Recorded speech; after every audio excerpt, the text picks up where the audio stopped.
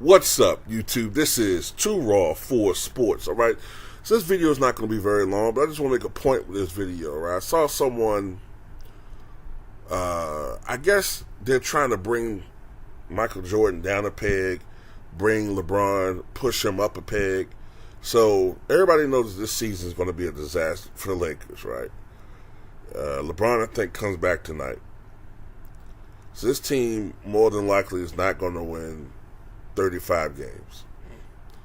But to bring Michael Jordan down a peg, they were talking about how his worst season, Michael's Bulls only went 30-52. That was the 85-86 season, right?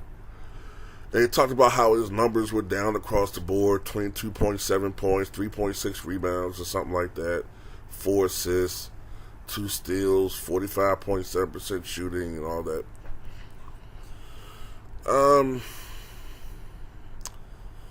This is what gets left out of that equation.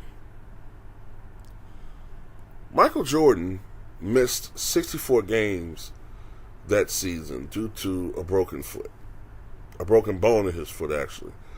Which was the worst injury he ever suffered in his career and the worst injury he ever suffered as a Chicago Bull. So he missed 64 games.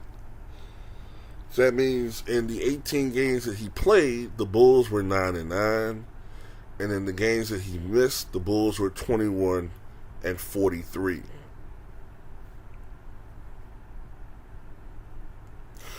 Which sort of gives you the impression that had Michael played the entire season, the Bulls would have gone and had been healthy and hadn't been on minutes restrictions, which I'll get into in a moment. The Bulls probably went like 48-34, 49-33. I strongly believe that. Not only did he miss 64 games, but when he did come back and played the final, I think, 15 games of the season, he was on extreme minutes restriction. I believe he was only playing 13 minutes per half. 13 minutes per half. Which explains greatly the stats reduction. No matter what the game situation was, Michael could not exceed those 13 minutes and a half. If I'm not mistaken, I think it was 13. Someone can correct me if I'm wrong. No matter what the game situation is. So at the time, I think the coach was Stan Auerbach. That means that if Stan Auerbach kept Michael Jordan in 1 second more than that 13 minute, he was subjected to being fired. Those were orders from the front office. Those were orders coming from, matter of fact, not even just from Jerry Ryan, not just from Jerry Krause, but from Jerry Reinsdorf himself.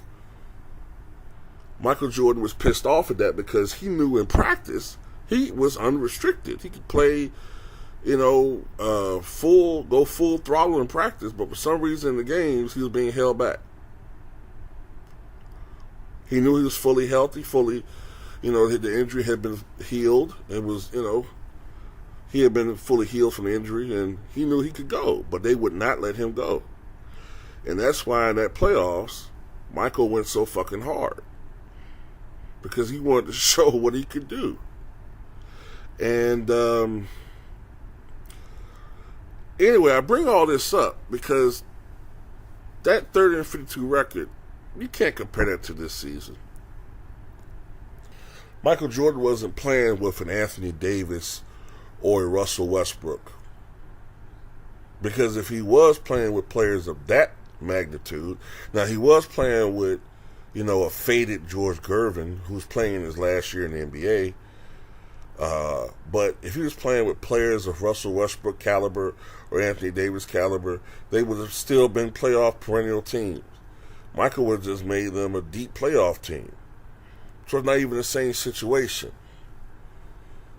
Come on, man. You talking about a guy at the very beginning of his career who missed 64 out of 82 games versus a guy who is at the end of his career, but he's playing with 2 top 75 all-time players who, especially AD, is at the peak of his powers, and Russ is showing he has a lot left.